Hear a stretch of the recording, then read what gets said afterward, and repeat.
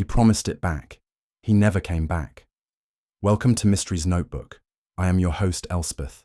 Let me know in the comments where you're tuning in from. Your presence adds life to every tale. Let's begin. It was a warm and buttercup bright Thursday when the village of Lower Beechwood gathered for Miss Cora Fanshaw's 75th birthday garden party. The bunting flapped lazily in the breeze, white parasols dotted the lawn, and the vicar's wife fussed over the fruit scones as though lives depended on them. The roses were in full flush, bees murmured over hydrangeas, and the gramophone sang old waltzes from a shaded corner of the garden. Miss Marple sat politely under the shade of a striped awning, her knitting in hand, and her eyes quietly sweeping the crowd. She wore lavender, as always, and listened more than she spoke. She was not from Lower Beechwood, but she had been invited by Cora Fanshaw as an old acquaintance from St. Mary Mead. Just to lend some civility to the affair, Cora had written in her unmistakably slanted scrawl.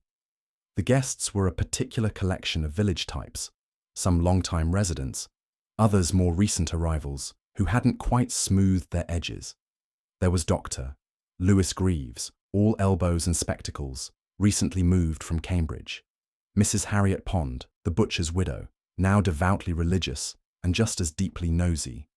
And the Coltharp sisters, aged spinsters who clung to fashion trends from decades past with defiant pride. Young Sarah Eden, the housemaid, flitted between chairs with trays of gooseberry fizz, pink-cheeked and ever nervous. The affair might have passed without incident, had Cora not chosen that exact moment, warmed by sherry and emboldened by praise, to display her infamous heirloom, the Fanshaw ruby ring. It was a lavish thing, blood red in a filigreed setting of gold and black enamel, said to have belonged to her great-aunt Winifred Fanshaw, who was once rumoured to have died of shame after a romantic scandal in Naples. The ring lived in a velvet case most of the year, but on this day, Cora held it aloft between two fingers as if she were Queen Boudica wielding a token of conquest. "Passed down through 3 generations of dignified women," she said, holding it toward the sun. "And still no one quite knows who it's meant to go to next." A few murmurs rippled through the gathering. The Coltharp sisters sniffed. Dr. Greaves leaned in to inspect it with the squint of a man used to microscope slides. "I say," said Harold Price, a young solicitor with too much cologne and not enough tact. "You'd best not show that off so freely. A ring like that could tempt even the gentlest soul." Cora cackled. "Let them be tempted. I dare them. It's never far from my sight." She then, rather carelessly, passed the ring into the hands of Mrs. Pond, who turned it over reverently. "A very unusual setting," Mrs. Pond murmured. "I believe that's French." "Work!" said Miss Marple softly from her corner, not looking up from her knitting. "Late 19th century, I should think. Amorous ladies favoured enamel at the time. It hid scratches." Mrs. Pond looked startled, as if she hadn't expected an opinion from someone who appeared so entirely preoccupied with a sock heel. The ring passed from hand to hand, admired, weighed, even briefly slipped onto the finger of Sarah Eden, who gasped and tried to remove it before it stuck. Eventually it came back to Cora, who tucked it into the velvet case and stowed it in her small green handbag, which she kept beside her cane on the wicker chair. It was not until the next morning that panic descended. Miss Marple was taking tea in the guest bedroom Cora had provided her, seated near a window that looked out over the trimmed hedges of the Fanshaw garden. The morning light fell across her tray just as a sharp rap came at the door. "Miss Marple! Have you seen it?" Cora burst in without waiting for permission, hair in disarray, cheeks flushed with agitation. "Seen what, dear?" said Miss Marple, already setting her teacup down. "The ring. The velvet case is gone." Miss Marple rose at once. "Gone? Are you quite sure?" "It's vanished. My handbag was still here by my bed, but the case is nowhere in the room. I've turned it upside down. Sarah swears she hasn't touched it." "Was the door locked during the night?" Cora hesitated. "Well, I don't always. It's such a quiet village." Miss Marple didn't comment on that. Instead, she gently drew Cora to sit. Let us consider calmly. Someone would have had to come into your room, and with a certain degree of familiarity. Or they took it before you ever returned to your room last night. But I had the bag with me, Cora exclaimed. I remember putting it on the table as I was saying goodbye to Reverend Twistleton. Miss Marple's eyes sharpened. And was there ever a moment, she asked, where you left your bag unattended? There was a long pause. I suppose when I went to check on the hedgehog. There was a little one stuck under the tool shed. I always put milk out for them. I left my bag on the garden bench while I fetched the torch. I see, said Miss Marple. That morning, the house was searched from top to bottom, and when that yielded nothing, Sarah Eden was interrogated with much wringing of hands and half threats of calling the constable. She denied everything, vehemently, almost in tears. The village was abuzz by noon. At Mrs. Pond's prayer meeting, 3 different versions of the event were already being passed around, including one that suggested Harold Price had slipped the ring into his jacket just for fun and forgotten it. Meanwhile, at the greengrocer's, the Coltharp sisters declared it was surely the work of Sarah Eden and her sort. By tea time, Doctor. Greaves had loudly offered to inspect all the guests' bags from the party, an idea that was quickly dismissed as improper. Miss Marple, however, made no pronouncements. She simply went for a walk to the post office, stopped for a moment to admire the roses outside the old schoolhouse, and, as always, listened. Because something had struck her, as surely as a dropped stitch, not a fact, not yet, but a pattern, a human pattern. And she had seen it before, once, long ago, in St. Mary Mead. It did not take long for the entire village of Lower Beechwood to begin humming with speculation. The news had spread with such speed and precision that one might have believed it was passed, not by mouths, but by birdsong, each hedge concealing a whisper, each gatepost echoing a theory. The Fanshawe ring, which had for so many years been little more than a charming curiosity, had now become the centerpiece of scandal. At the bakery that morning, 2 women paused their conversation over currant buns to lower their voices with theatrical solemnity.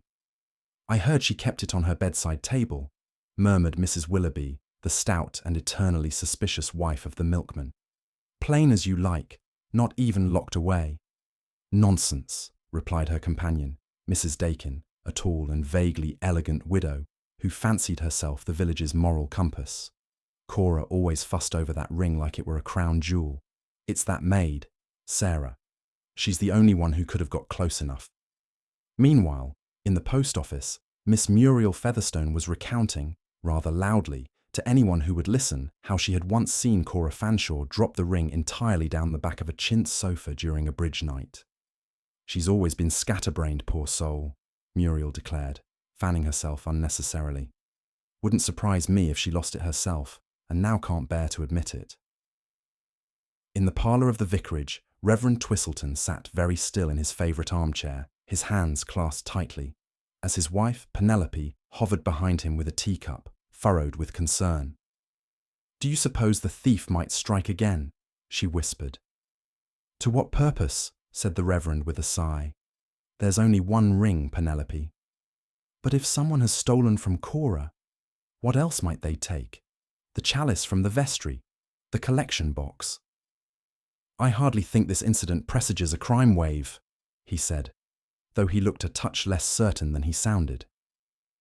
Back at the Fanshawe residence, Sarah Eden had locked herself in the pantry. She refused food, answering only with the occasional muffled, "I didn't take it," when prompted by Harriet Pond, who had unhelpfully assumed the role of household interrogator. "She's clearly hiding something," Harriet muttered, as she marched into the drawing room where Miss Marple was seated, still knitting. "Refuses to come out. If that's not guilt, I don't know what is." Miss Marple looked up mildly. "Young girls can be overcome, with shame even when innocent, you know, especially if they're being treated as guilty." Harriet gave a disapproving click of her tongue. "You're too trusting. Cora should dismiss her immediately." Miss Marple didn't reply, but she reached over to a side table and folded the newspaper neatly, as though some delicate thought had settled at the edges of her mind. Her eyes drifted to the window. In the garden beyond, the same white parasols still stood from yesterday, now ghost-like in the morning mist, as if waiting for another gathering. She rose gently.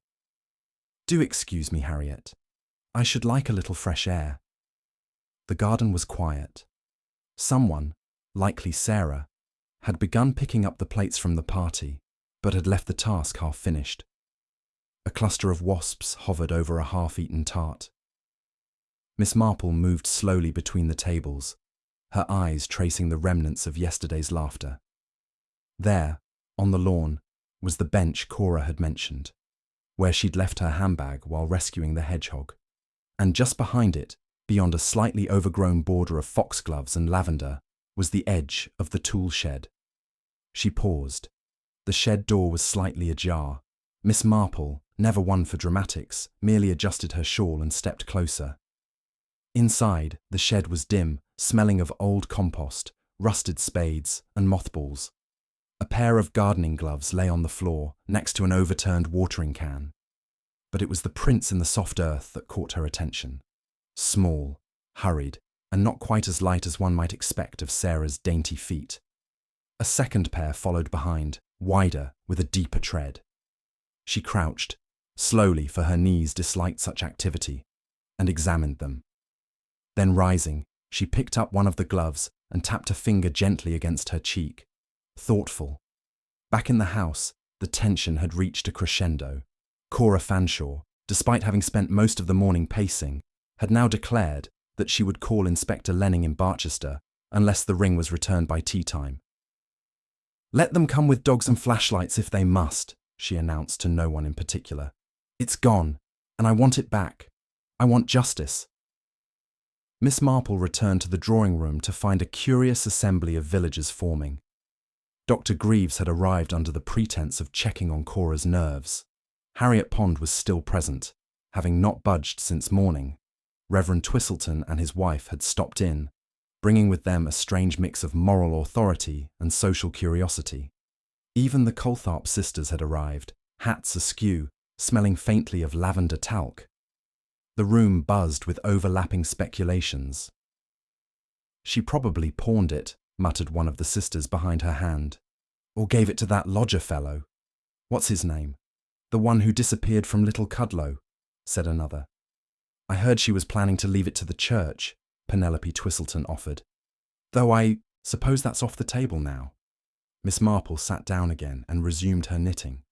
"Such strong opinions," she said softly, "for such limited facts." That silenced the room for a moment. Cora looked at her sharply. "Do you suspect someone, Jane?" Miss Marple looked up mildly. "I've always believed that the truth lies not in what people claim, but in how they behave when no one is watching." She glanced over toward the hall where Sarah had finally emerged, pale and red-eyed, holding a tray of sandwiches with trembling hands. She placed them awkwardly on the table, her gaze cast downward. Miss Marple thanked her gently, then turned back to Cora. "Do you recall, dear, whether Harold Price stayed long after you went to check on the hedgehog?" I'm not sure," Cora said, blinking. "I think he was helping Mrs. Pond with her shawl, wasn't he?" No, Harriet piped up. "He left shortly after. I remember him walking out with the vicar." "Did he?" said Miss Marple, her tone faintly amused. "Curious, because I recall hearing the back gate creak some minutes later, and Mr. Price does have rather heavy steps. They don't quite suit the front path." No one said anything. She resumed knitting. Outside, the clouds were beginning to gather, grey and slow. It promised rain before evening. And somewhere between the garden bench and the tool shed, Miss Marple had glimpsed a truth she wasn't ready to say aloud just yet. But she knew this. Someone had taken the ring not out of greed, but out of fear. And fear had a smell, a rhythm, a signature. She had seen it before in eyes that looked away too quickly. She would see it again before long. The ring was gone, but it had not disappeared. It had been pocketed, clumsily, with trembling hands, and held now like a burden, rather than a prize. And when fear made its next mistake, Miss Marple would be waiting. That evening, the rain arrived exactly as Miss Marple had predicted. No thunder, no lightning, just a steady curtain of fine English drizzle that polished the cobblestones and turned the garden paths into glistening ribbons. Inside the Fanshawe house, the mood was equally subdued. Cora had retired early with a headache. Sarah had been sent to her room after dropping a vase in the parlour, her nerves now thinned to breaking point. The remaining guests, those who hadn't already excused themselves with half-hearted promises of checking their sheds and wardrobes, had trickled away before the evening damp soaked through their coats. Miss Marple remained seated by the fire, her knitting untouched in her lap. She wasn't watching the flames so much as the shadows they cast, soft flickers that rose and fell across the velvet drapes, dancing like whispers in a room that had known far more laughter the day before. Harold Price had not returned to the house all day, despite promising Cora he would pop back after luncheon to check on her nerves. It was an omission that did not escape Miss Marple's notice. The next morning, as the rain lifted into a damp mist and birds dared a tentative return to the hedgerows, Miss Marple requested tea be brought to the small sitting room by the conservatory. She had found that people tended to speak more freely in rooms flooded with light, and indeed, her intuition proved sound. Shortly after the tea tray arrived, carried this time by Mrs. Fanshawe herself, as Sarah had taken to weeping behind cupboard doors, there came the hesitant knock of Reverend Twistleton. "I hope I'm not intruding," he said, eyes flicking toward the teacups. "Not in the least," Miss Marple replied warmly. "Do join me, Reverend. I find morning conversation sharpens the mind better than any newspaper column." He settled into the chair opposite her, twisting his hands slightly. Miss Marple observed the motion without comment. "I do worry," he began, "that all of this speculation is becoming rather cruel. Poor Sarah, she's barely a child, and half the village has already tried her in their minds." "Yes," Miss Marple said, pouring him a cup. "People are always eager to assign blame when something valuable vanishes, especially when it involves a young woman without connections." The Reverend took the tea gratefully, though he did not drink. "I spoke to Harold yesterday," he said at last. "Briefly. He seemed jumpy." Miss Marple did not react, though she gave a soft hum of encouragement. "He asked whether Cora had contacted the police," the Reverend continued, "and then he laughed it off, but it struck me as odd. People often grow nervous when guilt is far from their hearts but near their reputations," Miss Marple murmured. "Still, nervousness, true nervousness, can't be conjured out of thin air. It comes from knowing something." Twistleton nodded, and for a moment the only sound was the clink of her teaspoon against the saucer. "I'm afraid I didn't challenge him," the Reverend admitted. "I fear I'm not much of an interrogator." "No need to be," Miss Marple said kindly. "People often reveal more by what they evade than what they declare." After he left, she sat in thought for a long time. The footsteps near the shed, the heavy tread, the back gate creaking, and now Harold, pressing the vicar for updates. Too many ripples from one thrown stone. She decided it was time to visit the man himself.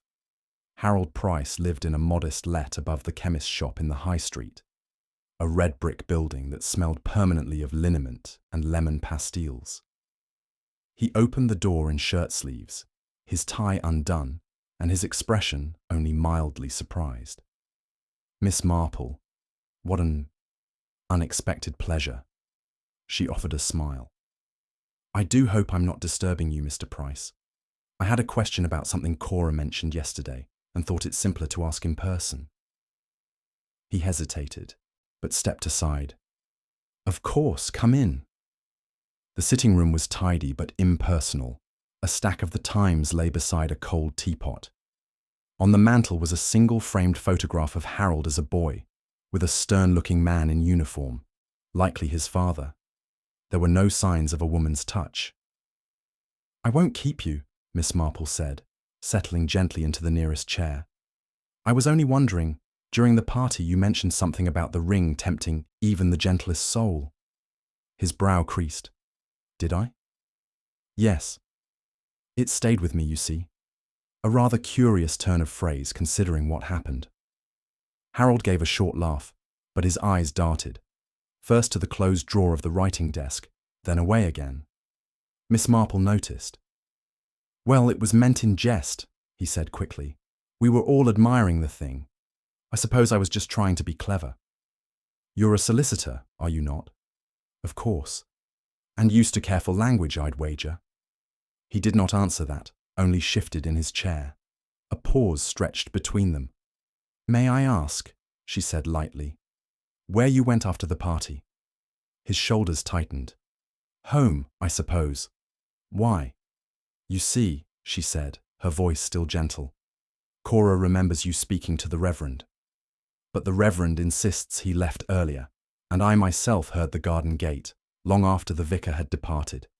It struck me as curious." Harold stood abruptly. "If you've come here to accuse me of something, Miss Marple," she raised a hand, placid as ever. "Not at all, dear boy. I came because I believe you may be frightened, and fear, when misunderstood, can grow into something monstrous." Harold's breath caught slightly. "I didn't steal it," he said at last, very low. "No," Miss Marple said, "but I think you saw who did." He stared at her, the bravado gone. "How could you possibly—" "Because you're not a thief, Mr. Price, but you are an ambitious man, and ambition sometimes makes one protect the wrong people, especially if they offer promises or threats." Harold sat slowly, the fight draining from him. "It wasn't meant to go that far," he said. "I saw her take it. I thought maybe she'd return it once she'd come to her senses." Miss Marple's gaze didn't waver. "Who?" He swallowed. "Harriet Pond." The name fell into the room like a stone dropped into deep water. "She was by the bench," Harold continued, voice flat now. "When Cora went off about the hedgehog, Harriet said she'd fetch more napkins. I saw her look at the bag, then slip something inside her cardigan. She saw me watching, and later, she told me to keep quiet. Said she'd deny everything. Said it was none of my business." Miss Marple folded her hands over her skirt. "And why would she do such a thing?" Harold looked down. "She said Cora owed her," he muttered. "That it was reparation." Miss Marple exhaled softly, as if she had just confirmed something she'd already suspected. She stood. "Thank you for your honesty, Mr. Price. You've done the right thing, if a little late." Outside, the mist was lifting at last, revealing sunlight softened by dew. As she walked slowly back toward the Fanshawe house, Miss Marple passed the churchyard gate, where Harriet Pond stood speaking with Penelope Twistleton. Harriet caught sight of her and smiled too quickly. Miss Marple inclined her head. "Now," she thought, "we shall see what people do when they sense the walls closing in. Not from suspicion, but from conscience. Because a ring could be returned, quietly. But the truth, well, the truth had a habit of making noise, even when carried in silence." Miss Marple took her time walking back from the high street, the soles of her shoes barely making a sound on the damp gravel. The mist had cleared, but the air still clung with a heaviness that seemed to press against one's skin. A heaviness not from weather alone, but from the weight of unspoken things. She passed the church, the bakery, the corner where the road curled past the vicarage garden. Harriet Pond was no longer at the gate. That was telling in its own way. At the Fanshawe house, a sense of strained stillness had taken hold. Sarah was in the scullery, drying silver with deliberate care and a vacant expression that betrayed the exhaustion behind her eyes. Cora, in the drawing room, was reading a volume of Gothic verse with unseeing eyes, her hand absently stroking the velvet folds of the empty ring case that she had placed on the tea table like a relic at a shrine. Miss Marple joined her quietly. She poured herself a cup of tea and waited. The minutes passed in comfortable silence before Cora finally spoke. "I think I was foolish," she said, voice low. "Parading it like that, passing it from hand to hand like a parlour game." "You were proud," said Miss Marple gently. "Pride has always played its role in family matters, and in crimes." Cora looked up sharply. "You believe it was someone I know?" Miss Marple's smile was mild. "Oh, I believe it was someone you thought you knew." Cora's lips trembled, just slightly. "Is it terrible that I don't want the police involved? Not really." "Not at all. But resolution, dear, has a way of arriving whether we invite it or not. And when it does, it is best to greet it with dignity." Cora didn't answer. She stared out at the garden where the parasols had finally been folded down, skeletal frames waiting to be put away.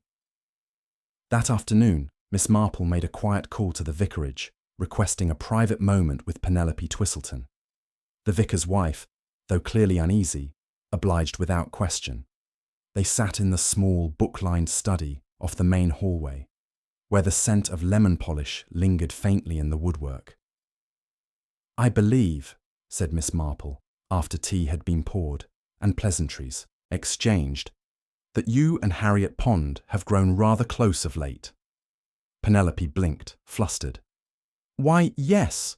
We've been working together on the Temperance Committee. She's quite forceful in her convictions, I must say." "Indeed.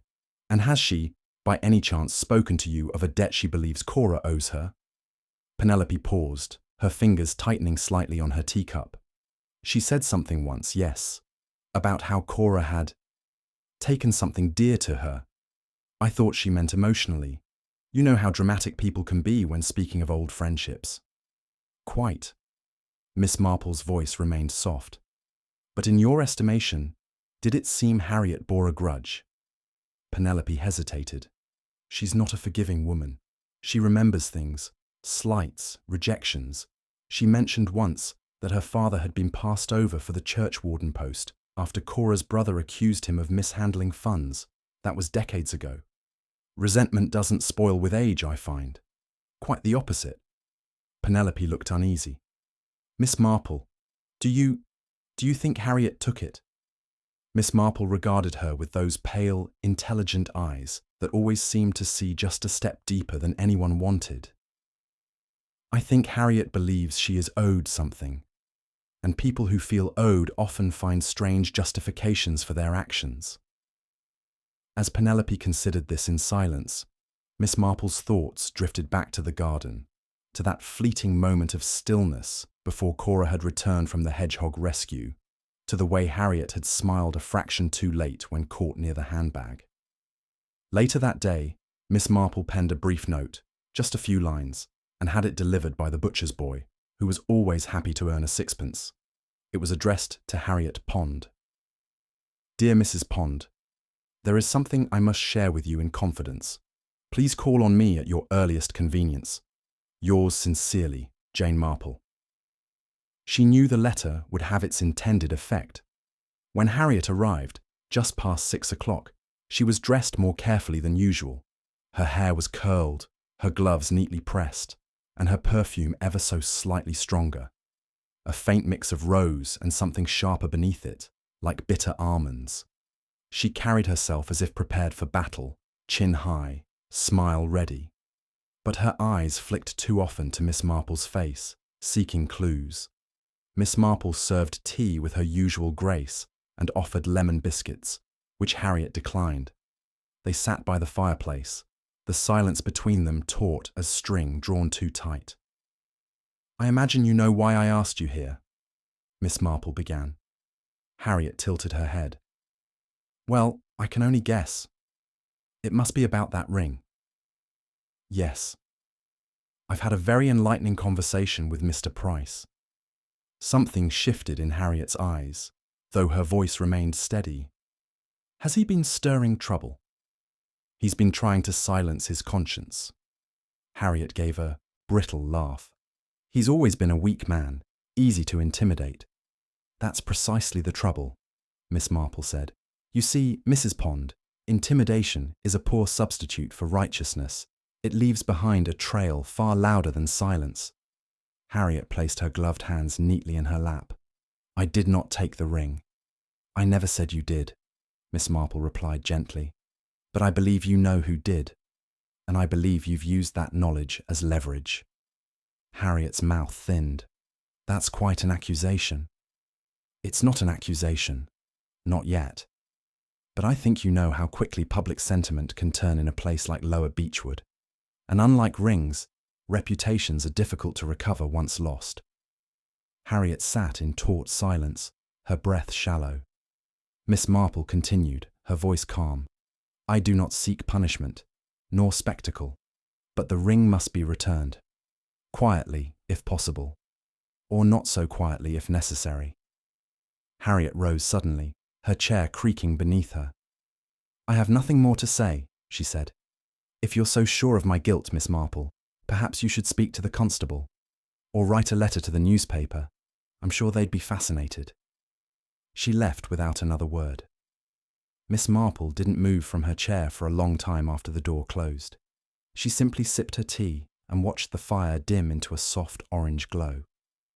That evening, just as twilight dipped the rooftops in lilac and grey, Sarah Eden found something tucked into her apron as she fetched the table linens from the parlour. A velvet ring case. She let out a small cry, and Cora, rushing in, snatched it up with trembling fingers. The ring was inside, untouched. No one saw who had returned it. But the next morning, Harriet Pond announced she would be visiting her sister in Bath for a spell. Indefinite, sudden, unexplained. And as Miss Marple trimmed her roses that afternoon, snipping away the fading blooms, she reflected not on the ring's return, but on something far quieter, far more satisfying, that in the end, justice had not needed scandal, only precision. And a gentle nudge from an old woman who, through a lifetime of tea and knitting, had learned everything there was to know about the secret music of human guilt. The return of the ring might have concluded things for most people in Lower Beechwood, but for Miss Marple, it merely shifted the tone of her curiosity. The village was quick to sigh with relief, glad to restore the facade of peaceful harmony. The Fanshawe ring, once again nestled in its velvet case on Cora's mantle, was now guarded with a new reverence, as though it had been baptized by scandal. And Harriet Pond's sudden departure, while met with raised eyebrows and quiet gossip, was largely accepted without formal inquiry. After all, she had always been rather intense, hadn't she? But Miss Marple knew something still didn't sit quite right. It was not the return of the ring itself. That part had followed the natural logic of shame and proximity. What unsettled her was the timing. The ring had returned mere hours after her conversation with Harriet, and yet Harriet had denied everything with such conviction, and then vanished. That suggested not guilt, but fear. Real fear. But of what? Miss Marple was thinking precisely that as she sat in the small reading nook of Cora's house 2 mornings later, pretending to study the obituary column of the Barchester Chronicle. Cora was nearby, buttering toast with small, aggressive strokes. I'm still so relieved, Jane, she said. I feared it would never turn up. Yes, dear, Miss Marple replied absently. Though it's rather like the ring decided to return itself, isn't it? Cora paused, then gave a nervous little laugh. Well, perhaps guilt works in mysterious ways. Indeed, Miss Marple murmured, though I've always found guilt to be very specific in its habits, especially when there's more than one kind of guilt in the air. Cora looked up, frowning. What do you mean? Miss Marple set down the paper, folded her hands in her lap, and looked at her hostess carefully.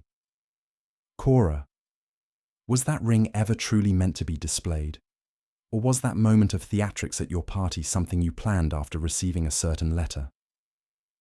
Cora went very still. A long silence stretched between them. Finally, Cora reached for her teacup and held it with both hands, her eyes lowered. It was anonymous, she whispered. Typed. No signature. It said, "You paraded it before, now parade it again. Let everyone see what was never truly yours." Miss Marple nodded once, slowly. "And you didn't think to mention this?" "I thought it was just a prank. Someone jealous. It arrived the morning of the party, and I was already so flustered about the arrangements. I told myself it was nonsense. But it rattled you." "Yes." Miss Marple sat back. "That changes things." Because now, she thought, the ring had not been stolen out of opportunity alone, but out of invitation. Someone had wanted it displayed. Someone had created the perfect stage for temptation, which meant Harriet Pond might not have acted on her own. Later that day, Miss Marple paid a quiet visit to Dr. Greaves. The young doctor was in his office, sorting through patient files with a distracted expression. He looked surprised to see her. "Miss Marple," he said, standing. "Everything all right?" "Quite. I simply wish to borrow a moment of your time, if you're not too busy." He gestured to the spare chair. "Of course. What can I help with?" Miss Marple sat down with practiced ease and adjusted the brooch on her shawl. "I wondered," she said lightly, "if you recall examining Harriet Pond in the weeks before the party." Dr. Greaves blinked. "Not formally, no. Why do you ask?" "Oh, no reason. Only I noticed a slight tremor in her left hand when she poured tea at the Temperance Committee meeting 2 weeks ago. I'd seen it before in patients. Nerve fatigue, sometimes connected with sedative use." He was silent for a moment. "She did mention trouble sleeping," he said carefully. "But she refused any prescription. Said she preferred home remedies." "I see." Miss Marple smiled gently. "And yet she always struck me as a woman who enjoyed control. One doesn't give up the illusion of control unless something's truly unsettling them." Dr. Greaves leaned forward, frowning slightly. "Are you implying she was being blackmailed?" "I don't imply, dear boy," Miss Marple said serenely. "I wonder aloud." Back in her lodgings that evening, Miss Marple returned to her notes. A small pocket diary lay open beside her teacup, each page filled with her characteristic looping script, quiet observations made over the last week. In particular, she lingered over a line she'd scribbled the morning after the party. "Sarah Eden's hands. Not trembling, but her eyes avoid mirrors." Sarah had not been suspected beyond that first day, and the return of the ring had all but exonerated her in the eyes of the village. But Miss Marple could not shake the memory of how swiftly the girl had withdrawn after the party, not out of shame, but something colder, something cautious. The next morning, Miss Marple asked to speak with her. Sarah arrived in the parlour clutching a dishcloth like a talisman. Her apron was neatly tied, but her shoes bore flecks of mud, as if she'd been pacing near the garden edge again. "Sit with me, dear," Miss Marple said kindly. "I promise I won't keep you long." Sarah obeyed, eyes lowered. "I wanted to thank you," Miss Marple began. "Not many people know how difficult it is to remain honest when others assume you've done wrong." Sarah blinked at her. "I didn't take the ring." "I know," said Miss Marple, "but I think you saw who did." Sarah flinched. "Or rather," Miss Marple continued, "you saw something and didn't understand it at the time, and now, with the ring returned, you fear speaking up would open old wounds again." Sarah bit her lip. "It wasn't Mrs. Pond," she whispered. "I know everyone thinks it was her, but it wasn't." Miss Marple waited. "I saw someone near the bench," Sarah continued, "but it wasn't her. It was Mr. Price. He was holding Cora's bag." Miss Marple's expression didn't change. "He wasn't stealing," Sarah said quickly. "He was just standing there holding it, looking around. Then he opened it, saw the case, and shut it again. I don't think he knew I was watching. He didn't take it, but he looked shaken." "Did you tell anyone?" Sarah shook her head. "I didn't want to be wrong." Miss Marple reached over and gently patted her hand. "You've been very brave, my dear." That evening, Miss Marple sat once again, with Cora, the ring now safely locked away. "There's something else," she said. that I must tell you." Cora looked up. "I believe Harold Price wrote the anonymous letter, not out of malice, but desperation. And I suspect he hoped someone would take the ring, anyone, just to force a reckoning." "But why?" Cora asked. "Because I think he discovered something about the ring," Miss Marple said. "Something that casts doubt on its origin." Cora's face paled. "I'm afraid your family may not have acquired it quite as nobly as the stories claim." And there it was, another ripple, spreading out from the center of a very old lie. Miss Marple folded her hands and waited for the truth to rise. Because it always did, even in the most respectable of families. Cora's fingers tightened around the edge of her shawl, her knuckles pale and sharp beneath the soft wool. For a moment, she said nothing. Her gaze fixed on some distant place beyond the window, beyond the garden, beyond even the present moment. Miss Marple could see the calculation flicker behind her eyes, an internal sorting of memories, stories, facts once accepted without scrutiny. Then came a soft, brittle whisper. "I always knew there was something not quite right." Miss Marple waited. Cora exhaled shakily. "It wasn't spoken of in detail, of course. Just little comments over the years. My grandfather used to say the Fanshawe ring was a symbol of survival, but he also used to drink himself into silence every Christmas. My mother insisted the ring had been passed down from a noblewoman on my father's side, some distant French countess. But when I was a girl, I found a photograph in the attic, my great-aunt Winifred wearing the ring, and next to her a man who wasn't family. He had dark skin, foreign features. There was writing on the back, Spanish or Portuguese maybe. My mother took it from me, burned it in the fireplace, and told me I was never to speak of it again." Miss Marple nodded slowly. "And Harold Price?" Cora closed her eyes. "His grandfather was our family's solicitor. He must have found some document, something the rest of us never saw. A deed, a receipt. Perhaps proof the ring was not inherited but seized. Perhaps even bought, under pressure. You know how things were back then.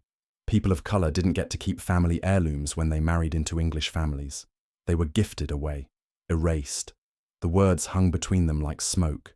Miss Marple stirred her tea, her spoon clinking gently against the cup's edge.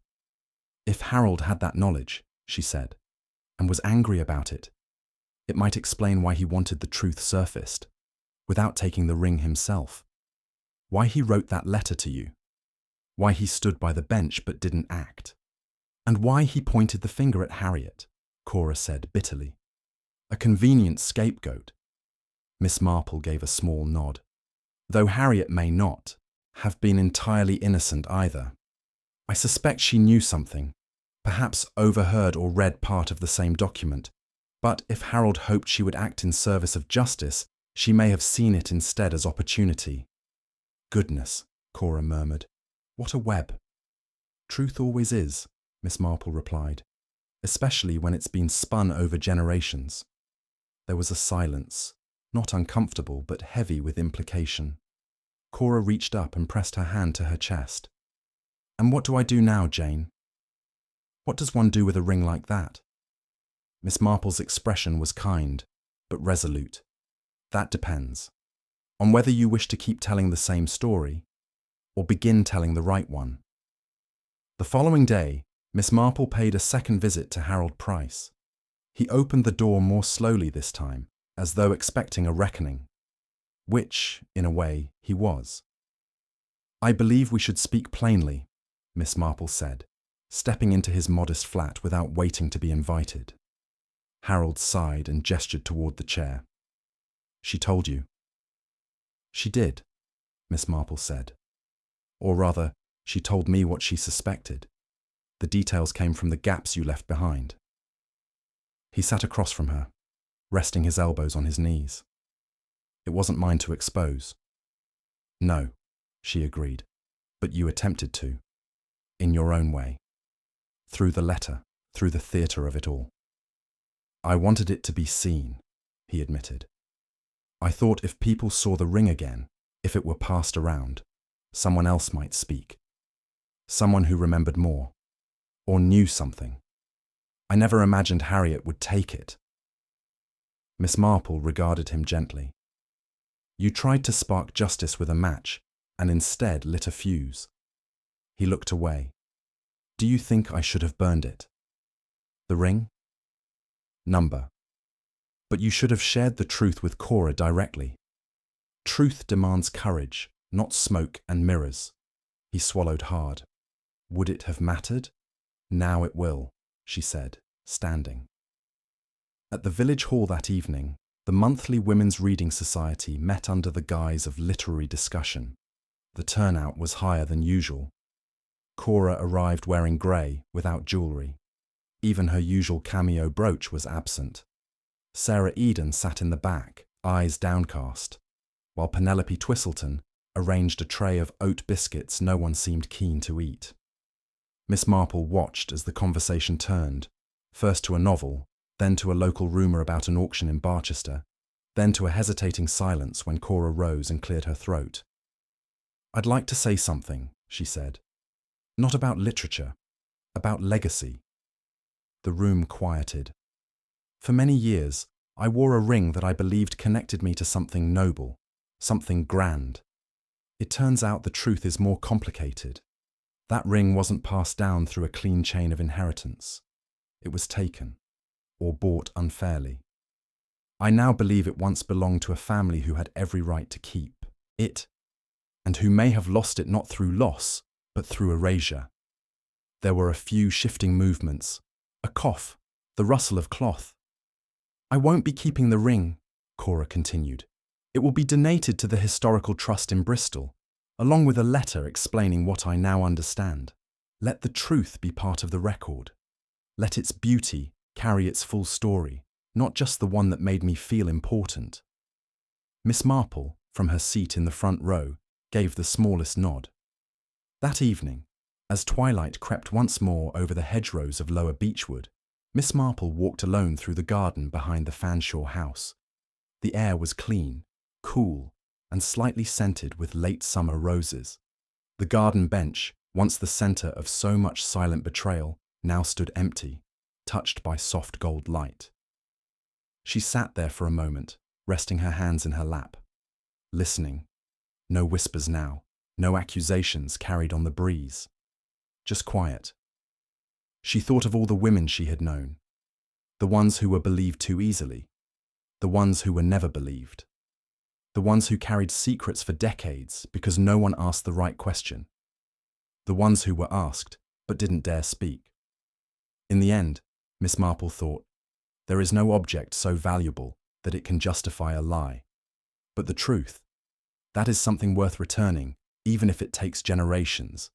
And with that, she rose, brushed a petal from her skirt, and walked back toward the house, where the kettle was whistling and someone had just remembered to put the good biscuits out. It had been a long week, but the village, in its own quiet way, was beginning to settle once more. Only now, with the truth beneath its feet. It was 3 days later that the final thread pulled free. The village had settled, or so it seemed. Cora, relieved of the burden she hadn't known she carried, walked with a lightness unfamiliar to her. The ring had been delivered to the Historical Trust in Bristol by courier, wrapped not just in velvet, but in a handwritten confession of lineage, written in Cora's now shaking hand. Harold Price had resumed his solicitor work with a cautious quiet about him, a man not yet forgiven by the community, but no longer eyed with suspicion. Even Sarah Eden, once reduced to a frightened shadow in the kitchen, began to smile again when spoken to, though her glances toward the pantry door were still tinged with remembered panic. And yet, Miss Marple remained unsettled, not in the way that required immediate conversation, not in a way that even had a name, but like a sound she couldn't quite place, heard once, faintly, and never again, though the memory of it stayed. She took to her walks again, slow turns around the green, down past the sweet shop and up through the chapel garden. She made small talk at the grocer, offered knitting tips at the post office bench, and in between, turned things over quietly in her mind. Because the mystery as resolved as it appeared, still had a small lump in the middle, something that hadn't flattened under the iron of logic, something untouched. It was on a mild Thursday morning, with dew still clinging to the edges of the fence posts, that she stopped outside the vicarage gate and turned. The back path to the Fanshawe garden was quiet, too quiet. Miss Marple let herself in with the familiarity that long acquaintance affords, and as she passed through the side hedge, her steps slowed. There, in the gravel near the old tool shed, something glinted. It was a cufflink, not expensive, not elaborate. Brass, faintly tarnished, with a small engraved letter, H. She stooped, picked it up, and turned it slowly between her fingers. Not Harold's. His cufflinks bore initials in full. She had seen them herself when he reached for the biscuit tin during one of their conversations. Besides, he was meticulous, never unbuttoned in public, never unkempt. This had been lost, forgotten. She looked up. The shed stood slightly ajar again. Miss Marple opened it and stepped inside. Nothing had changed. The smell of mulch and rusted iron, old rope coiled beneath the lowest shelf. But now, she saw what she hadn't noticed before. A small corner of the wooden floor that didn't lie flat. A lifted board, not high enough to catch the eye, but just misaligned enough to catch hers. With difficulty and quiet determination, she knelt and pressed gently. The board creaked, then shifted. Beneath it, the dust cleared to reveal a hollow. And inside the hollow, an envelope. She removed it, brushed off the soil, and opened the flap with slow, steady hands. Inside were 2 photographs, both old, both creased. The first was unmistakably the one Cora had spoken of. Winifred Fanshawe seated beside a dark-skinned man, her hand resting atop his, the ring gleaming on her finger. On the back, still faintly legible, were the words Miguel, Lisboa, 1892. The second photograph was more recent. It was of Harold Price, not alone. He stood beside a woman, tall, graceful, smiling, whose features bore a quiet echo of the man from the first photograph. There was no inscription, no context, but the resemblance was enough. Miss Marple stared at it for a long moment, then tucked the photographs carefully back inside the envelope. When she turned to leave, her eyes held no surprise, only a weary kind of understanding. She found Harold in his office, hunched over a stack of wills. "I believe you dropped something," she said, placing the envelope gently on the desk. He looked at it, then at her, and then slowly he slumped back in his chair, as though the air had gone out of him. "I wasn't going to destroy them," he said softly, "but I couldn't bear to give them to Cora. Not after she threw away the truth once already. My grandmother, she was Miguel's daughter, illegitimate perhaps, but no less real. She died in obscurity, no ring, no legacy. And you thought it fitting that the ring should disappear, that its story should vanish too. I thought if it vanished, the silence would feel honest, but then she returned it, with honor. She did more than I expected." Miss Marple regarded him. "And still, you kept the proof, buried it." "I didn't know what to do with it. I still don't." "You give it to the trust," Miss Marple said, "with your name on the note this time, and hers. Let history record all of it, not just the pain, but the connection." He nodded, slowly. Then, after a pause, "Did you suspect me all along?" "I suspected everyone," she said mildly. "It's the only fair way to begin." The following Sunday, the village gathered at the chapel for morning service. Miss Marple took her usual place near the middle pew, where the sunlight through the east window played on her lap like ribbons of gold. Beside her, Sarah Eden held the hymnal with calm fingers. Cora sat up front, no longer draped in pride, but in quiet acceptance. Penelope Twistleton wore her best hat, as if something delicate had finally returned to its proper place. Afterward, tea was served in the garden beside the chapel, and conversation flowed with the warm, meandering rhythm of lives returned to ordinary pace. But Miss Marple, standing with her cup by the lilac bush, caught one final thread as it drifted past her. Young Peter Finch, the baker's apprentice, nudged his friend and whispered, "Do you think she always knows?" "That old lady?" His friend shrugged. "She never says anything until it's too late to lie, doesn't she?" Miss Marple smiled faintly, turning toward the green. The ring was gone. The truth was shared. The past had found its breath, but she knew, as she always did, that justice was never neat, never absolute. It frayed at the edges. It asked for more than resolution. It asked for courage, and someone always had to carry it. Today, she thought, it is not me. Today it belongs to those who will remember, those who will name the names that were once erased, those who will tell the stories properly. As she walked back toward the lane, past the hedge where it had all begun, she felt the weight lift, slowly, finally, and dissolve into the long, quiet peace of a village that had, for now, told the truth. And that, she thought, would do. The quiet that settled over Lower Beechwood in the weeks following the return of the ring was not the same kind that had existed before. It was a deeper quiet, less about silence, more about watchfulness. People still gathered in the bakery queue and still spoke in hushed tones at the butcher's, but now they measured their words. Old assumptions no longer fit as easily into conversation. There was, as Miss Marple observed with quiet satisfaction, a new habit of second thoughts forming in the village, and such habits were slow to bloom in soil long tilled by certainty.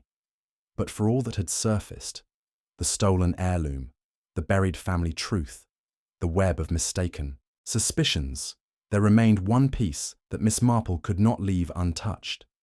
It had stayed with her like the low pressure before a storm, a subtle tension, a question unanswered.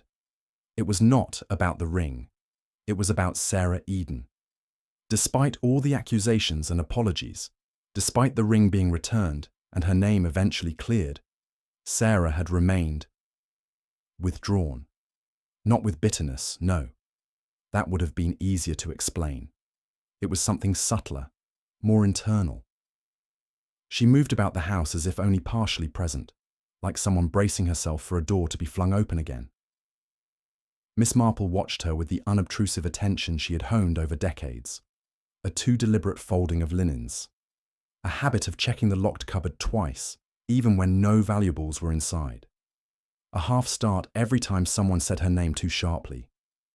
These were not the signs of guilt, nor even of a lasting grievance. They were the marks of someone who still felt unsafe. And Miss Marple had learned long ago that when someone felt unsafe in a house that was supposed to be safe again, it meant there was still something hidden inside. That thought carried her one morning to the village library. Not to read, but to speak with Margaret Fellows, the local archivist and one of the oldest residents of Lower Beechwood. Miss Marple found her at her usual post near the reference desk, cataloguing a set of donations from the Twistleton attic. "Miss Fellows," she said warmly, "I wonder if I might trouble you for a little family history." Margaret blinked at her owlishly through thick spectacles. "Whose family?" "The Edens, Sarah's people." Margaret's expression turned immediately cautious. "That girl's not been here long. Took the housemaid's position just last winter. Her aunt's the one who vouched for her, a woman from East Heath, I believe. Kept house for the Browns in Aylesbury for years. Reliable sort." "Yes," Miss Marple nodded. "But I wonder about Sarah's life before that. I know she was born in the north, or so she says." Margaret considered. Only what was on the parish ledger when she joined the congregation. Born in 1934, in Hull. No parents listed, just a guardian, Mrs. Violet Eden. Might have been a great aunt. Miss Marple thanked her and returned to her lodging. She sat with the information quietly for some time before taking out her notebook again. She no longer needed the mystery of the ring to be solved. That much had been done. But the matter of Sarah felt too much like a door left unlocked. Not dangerous, perhaps, but unfinished. That afternoon, when Sarah passed through the hallway with a tray of laundry, Miss Marple stopped her with a gentle smile. "Dear," she said softly, "may I ask you something rather personal?" Sarah blinked, surprised, but nodded. "Who was Violet Eden to you?" Sarah went still, her fingers tightening on the edge of the folded cloth. "She raised me," she said after a moment. "Took me in after my parents died. And before her." A long pause. "I don't remember." "But someone does," Miss Marple said kindly. "And I wonder if you've ever thought about looking." Sarah's throat worked, and for a second she looked as though she might speak, but then she turned away, placing the laundry in the cupboard with uncharacteristic haste. That night, Miss Marple wrote a letter. It was not her habit to meddle beyond what was necessary, but sometimes necessary was not the same as complete. She had learned, through years of watching human lives unfold like knitted sleeves, that the smallest tangle at the hem could unravel the whole garment if left unresolved. She sent the letter to a colleague of her late nephew Raymond, a man who worked in public records and who owed her several favours for assistance once rendered in a particularly embarrassing family matter. She asked for information on Violet Eden, guardianship papers, birth certificates, any trace of an adoption, formal or informal. The reply came a week later, and what it contained was not shocking, but it was sorrowful. Sarah Eden had not been adopted from family. She had been taken in by Violet Eden from a local charity orphanage in Hull. The record indicated that the child's original name had been changed at Violet's request. Her birth certificate had no father listed, and her mother's name was written as Maria Duarte. Duarte. Miss Marple sat back. She knew that name. It was on the corner of the photograph, barely legible, scrawled in ink beside Lisboa, 1892. Miguel Duarte. Which meant... She pressed a hand to her chest, not out of alarm, but quiet awe. Sarah was a descendant too, not of the Fanshaws, but of Miguel. The ring had belonged to her great-grandmother just as much as it had to Cora's. A twist of history, buried beneath class and shame and polite forgetting. But there it was, glinting like a thread of silver through the dust. Miss Marple did not tell anyone. Not yet. She waited until Sunday, when Cora invited her for tea. The sun was bright through the windows, and the room filled with the scent of roses and marmalade. Sarah served as usual, gentle, quiet, observant. When she left the room, Miss Marple placed the letter on the table between her and Cora. Cora read it slowly. Her face grew pale, then pink, then pale again. At last, she whispered, "Oh my word."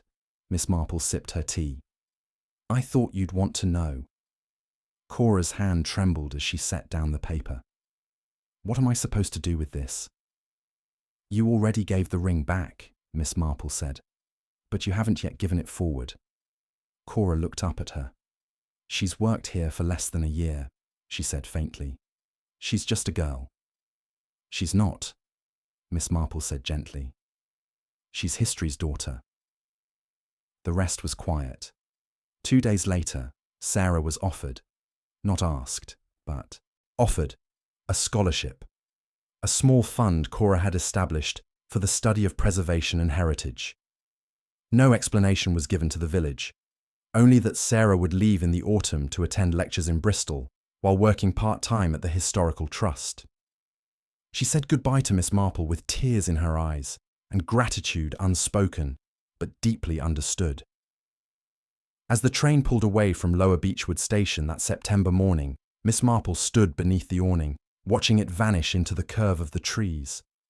She turned back toward the village with a feeling of deep, steady warmth. Because sometimes a mystery wasn't about the crime at all. Sometimes it was about the restoration of something much rarer. Belonging. Autumn settled into Lower Beechwood with quiet certainty. Leaves gold-edged and curling, hedgerows turning copper, and the once vivid blooms of summer fading into dusky memory. The rhythm of the village adjusted as it always did. School children returned to uniforms and early bells. The market stalls grew heavy with apples and jars of quince, and the afternoons drew close earlier each day, the light folding back like a well-read page. To most, the departure of Sarah Eden marked the natural closing of a peculiar chapter. She had left with grace, with prospects, with soft farewells that bore none of the drama that had preceded her arrival. But Miss Marple, who had observed many such endings, knew better than to consider this one concluded. For something else had taken root in the village, something subtle. It was not suspicion, that thankfully had passed, but rather a sense of unease, as if the truth had been told, but not all of it, as if someone, somewhere, had adjusted to the ring's disappearance too quickly, had changed their tune too easily. That someone, she suspected, was not Cora, nor Harold, nor even Harriet, despite her retreat to Bath. It was Dr. Lewis Greaves. It wasn't anything overt. On the contrary, he had been especially courteous of late, visiting Cora once a week to check on the nerves, as he phrased it. He had donated a set of medical pamphlets to the chapel reading room and offered a discount on consultations for parishioners over 70. But Miss Marple had seen how he watched the guests at Sunday tea, not with interest, with calculation. And when he spoke of Sarah's departure, it was always with a slightly overcorrected tone of admiration, just slightly too polished, too assured. Then there was the matter of the cufflink.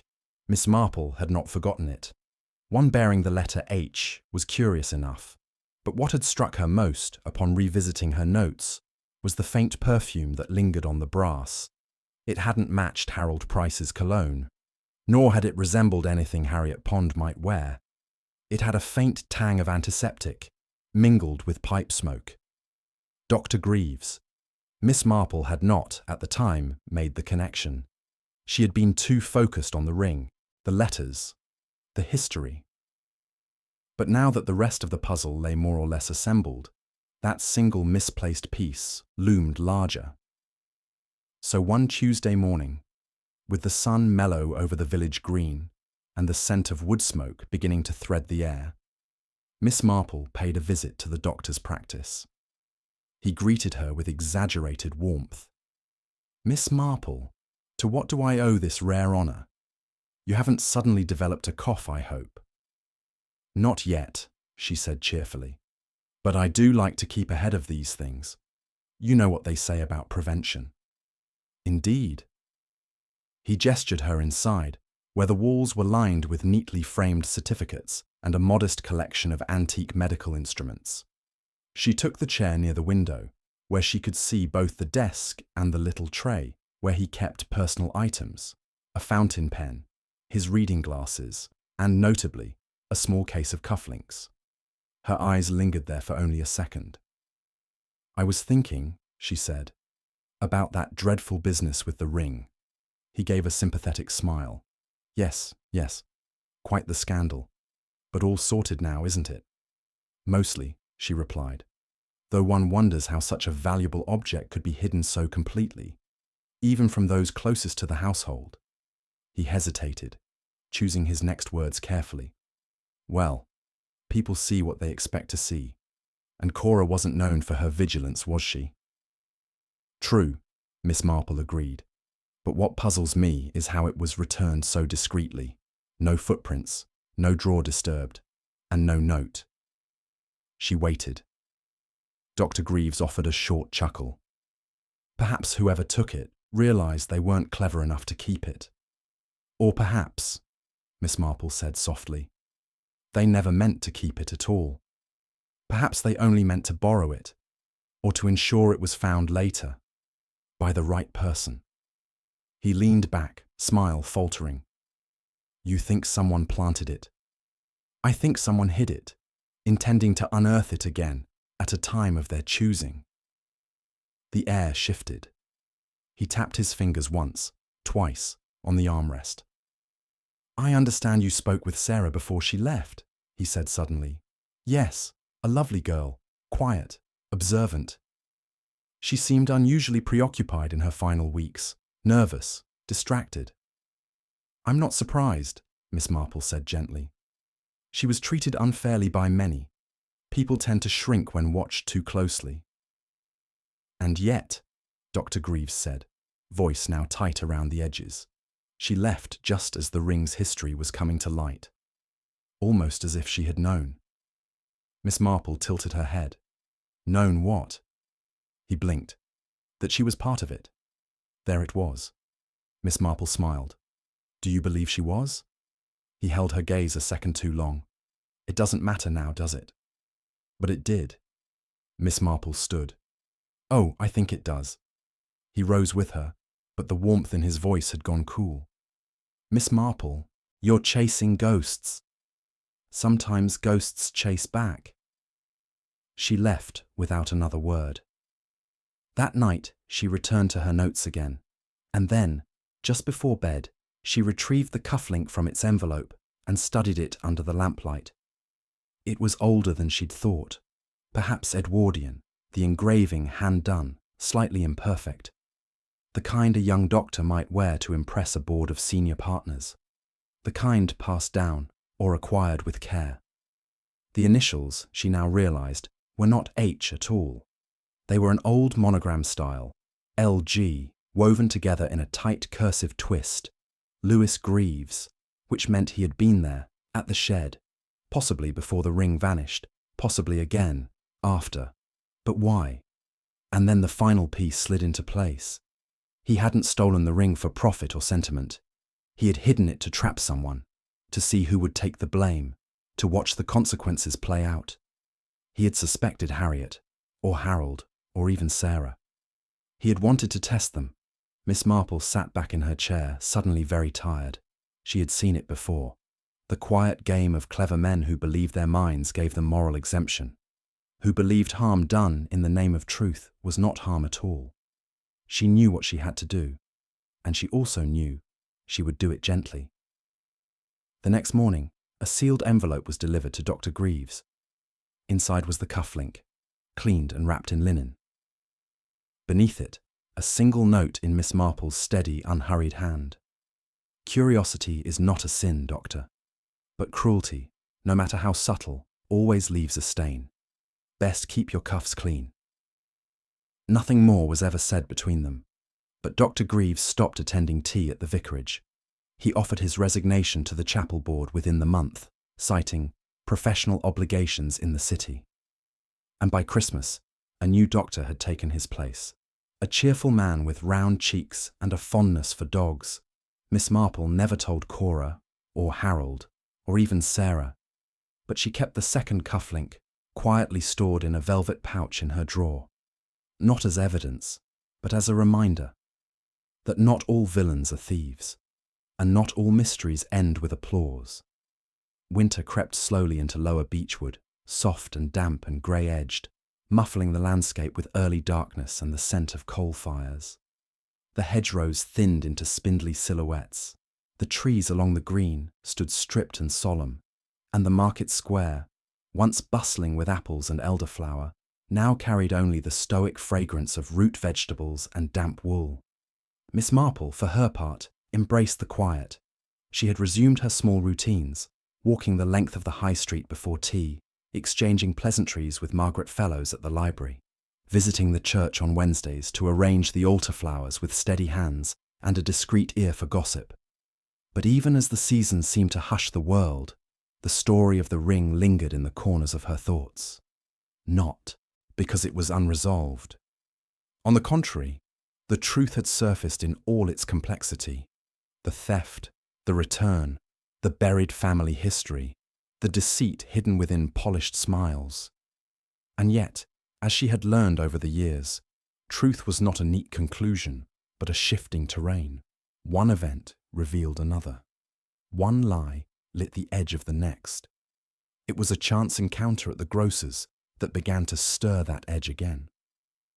Penelope Twistleton stood by the tinned puddings, wrapped in a wool coat with a matching cherry-red hat, speaking with the sort of deliberate care that suggested she was trying not to say something. "I do hope Sarah is settling well in Bristol," she said, placing a tin into her basket. "Though I was surprised to hear she didn't attend the Trust's annual luncheon." "Oh?" Miss Marple said, selecting a modest tin of condensed milk. Yes. I heard it from my cousin Hildegard. She's on the committee. Said there was some confusion about Sarah's attendance. She'd been sent an invitation, apparently, but never responded. Miss Marple tilted her head. Curious. Sarah had always been diligent about such things. That's what I thought. Penelope glanced around as if checking for listening ears. I suppose it's possible she chose not to go. Possible, yes, but not likely. That evening, after a modest supper of bread and cress, Miss Marple returned to her letters. There was one from Sarah, dated 3 weeks prior, cheerful, if brief. She thanked Miss Marple for the books sent, mentioned her lodging was agreeable, her studies invigorating, and her walks along the river peaceful. But there was something unusual in the final lines. I do hope Lower Beechwood has found its calm again. It was beautiful, even in its difficult moments. I find I think about the garden more than I expected, especially the shed. Strange, isn't it, how we remember the quiet corners best? It was a lovely sentiment, but for one detail. Sarah had never been inside the shed. Miss Marple was certain. The garden, yes, the tool bench, the hedge path. But the shed? Not once during the party, and certainly not during the days that followed. That place had been central to other movements in the story, but not hers, unless she'd been there before or after. Miss Marple rose from her chair and retrieved the envelope in which she had once stored the cufflink. She opened it. The monogrammed brass still lay nestled inside its cotton lining, as polished and silent as before. But now she noticed something else. There had been a second photograph once, tucked behind the first, a blurry image she had initially dismissed as damaged or misprinted. She had forgotten about it in the flurry of later revelations. Now, drawing it out under the lamplight, she studied it again. It was not damaged. It was cropped.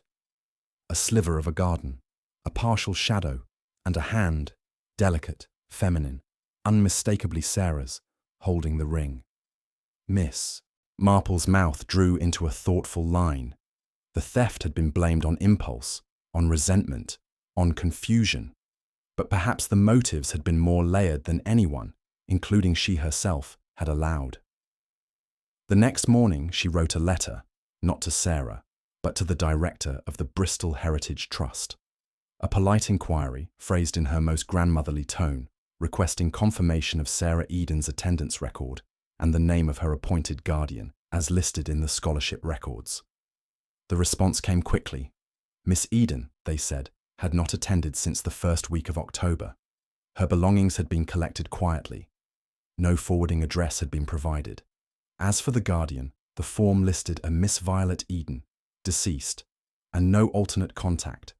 Miss Marple sat with that for a long time. Sarah had left, not simply the trust. She had left again, which meant the ring had not just been a relic or a burden. For her, it had been a key. A way to exit the life she had been placed in. A life of invisible service, of second-hand futures. She had not taken it out of greed, but she had used the confusion it caused to escape. It had not been her ring by legal right, but it had once belonged to her blood. Miss Marple lit a small fire in the grate and poured herself a cup of tea. She did not feel sorrow, nor triumph. What she felt was clarity. Cora had believed she was relinquishing a burden. Harold had believed he was surrendering a grievance. Dr. Greaves had believed he was testing morality. But Sarah had done something none of them had expected. She had rewritten her story. There would be no formal follow-up. Miss Marple would not write again. She would not inform Cora or Harold or the vicar's wife. Some truths, once known, simply folded themselves into memory. What mattered was that the story had not ended in punishment or pity. It had ended in movement. Later that afternoon, she stood by the kitchen window, watching the soft drift of snow settle against the stone path. The shed stood quiet again, its door properly latched, its secrets finally spent. Miss Marple reached into her pocket and removed the second cufflink, the twin of Dr. Greaves's subtle cruelty, and, without ceremony, dropped it into the fireplace. It landed with a small thud and began to darken in the heat, curling slightly as the metal reacted to flame. She did not watch it burn. Instead, she returned to her chair and resumed her knitting. A simple pattern, warm wool, steady hands. There was nothing more to be solved, only the soft, slow weaving of ordinary life returning. And beneath it, like the weft of a tapestry, a name she would never forget. Sarah Eden, gone but not vanished, and in her own quiet way, finally free. By the time December drew to its full hush, Lower Beechwood had drifted into its winter hush. The days shortened to a faint silver glow, and the nights long, crisp, and brimming with chimney smoke. The village green lay powdered in frost, and the chapel bells, when they rang, seemed to chime more clearly in the thin air. It was the kind of cold that preserved everything, the hedgerows, the rumours, the truths. But Miss Marple knew which things should be preserved, and which, finally, could be laid to rest. There had been no formal announcements, no second inquiries into the ring or the events that surrounded it. Cora resumed her tea gatherings, a little quieter now, a little less adorned. Harold Price, no longer self-righteous, was back to his legal duties, if somewhat more careful in tone. Harriet Pond remained in Bath, her name mentioned only briefly and with varying degrees of sympathy. Dr. Greaves, as discreetly as he had arrived, had left behind little more than a brass plate and a reputation quietly folded away. But it was the memory of Sarah Eden that lingered, not just in the quiet remarks of villagers who spoke of her sudden opportunity, or the vicar's wife who called her a shy, thoughtful sort, but in the places she had touched without fully belonging to. The back step she used for cleaning boots, the cupboard whose lock she checked twice, the garden bench where she sometimes paused to stare into the trees. Miss Marple walked the garden one last time before Christmas. Wrapped in a thick shawl, her steps careful on the frozen path. She paused beside the shed, now latched tight, and for a moment she allowed herself to remember it all. From the sudden disappearance of the ring, to the pointed gossip, to the tangled lineage of Winifred Fanshawe and Miguel Duarte, and the bloodline that had, for so long, been brushed aside like a cobweb on the edge of a portrait. It was not a scandal, she thought now. It had been a redress. The ring was gone from Cora's hand. Yes, but something had been returned in its place, a deeper understanding, a quiet reckoning, and a small but profound act of reparation.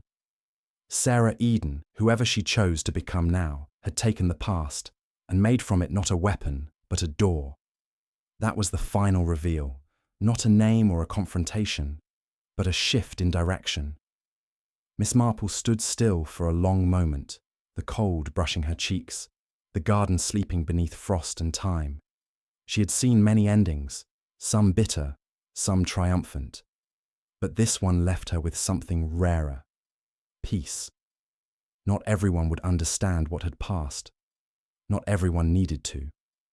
Later, as she settled by the fire, her knitting in her lap and a cup of tea by her elbow, Miss Marple closed her eyes just for a moment. Outside, the village slept, and within it, the threads of a long unspun mystery lay finally tucked away. Not lost, just finished. And in the hearth, the fire murmured like a secret at last forgiven.